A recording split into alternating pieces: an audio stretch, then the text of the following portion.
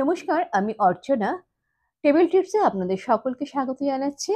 আজকের একটা পাউডার বানাবো, সেটা হচ্ছে প্রোটিন পাউডার। এই প্রোটিন পাউডারটি আমরা যদি শীতকালে দুধ বা গরম জলের সাথে মিশিয়ে খাই, তাহলে কিন্তু সারা বছর শীতকালে যে সর্দি, কাশি, জ্বর, গা ব্যথা হয়, সেগুলো থেকে কিন্তু আমরা খুব সহজেই নিজেকে সারিয়ে ফেলতে পারি। প্রথমেই আমি এখানে মাখানা নিয়েছি 200 গ্রামের মতো। সেটাকে একটুখানি ড্রাই রোস্ট করে একটুখানি সামান্য ঘি দিয়ে দিয়েছি।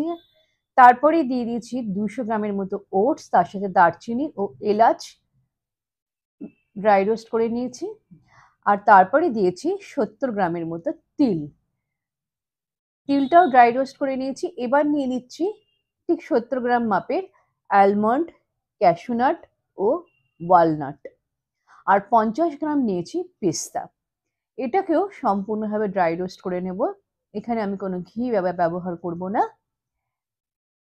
যারা আমার চ্যানেলটিকে সাবস্ক্রাইব করেছেন তাদেরকে অসংখ্য ধন্যবাদ, আর যারা এখনো করেননি প্লিজ সাবস্ক্রাইব করে পাশে থাকবেন। পাশে থাকা বেল আইকনটি প্রেস করে রাখবেন, যাতে আমার রান্নার নোটিফিকেশন সবার আগে আপনাদের কাছে পৌঁছে যায়। এই প্রত্যেকটা ইনগ্রেডিয়েন্টসের নিউট্রিশিয়াস ভ্যালু আমি ডেসক্রিপশন বক্সে দিয়ে দেবো, সেটা আপনারা ফলো করে দেখতে পারেন। এরপরে আমি গ্রাউন্ড নাট নিয়ে নিয়েছি 100 গ্রামের মতো, আর নিয়ে নিয়েছি পামকিন সিড 70 গ্রাম এবং সানফ্লাওয়ার 70 গ্রাম। ঠিক এই মেজারমেন্টে আমি প্রোটিন পাউডারটা তৈরি করছি। আর নিয়ে নিচ্ছি ওমেগা 3 যুক্ত ফ্ল্যাক্সিড এবং চিয়া সিড। এটা নিয়েছি 50 গ্রাম 50 গ্রাম করে।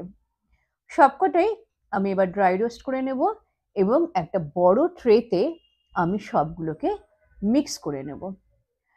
মিক্স করে একটু যে ঠান্ডা হবে, তখন খুব বেশিক্ষণ দেরি করবেন না। 10 থেকে 15 মিনিটের মধ্যেই নর্মাল টেম্পারেচারে যখন চলে আসবে, তখনই এটাকে একটা মিক্সিং গ্রাইন্ডারে গ্রাইন্ড করে নেব। এবং পাউডারটা কিন্তু একদম মিহি হবে না, একটু দরদরা থাকবে, অর্থাৎ একটু দানাদার থাকবে। এটি প্রত্যেক দিন সকালে এবং সন্ধেবেলায় গরম দুধ বা যাদের দুধ সহ্য হয় না, তারা যদি গরম জলের সাথেও খান, তাহলে শীতের এই সর্দি কাশি থেকে কিন্তু অনেকটাই নিজেকে রক্ষা করা যায়। এবং এটা বাচ্চা থেকে বুড়ো সকলেই খেতে পারবেন। তাহলে আজকের মতো এখানেই আসছি।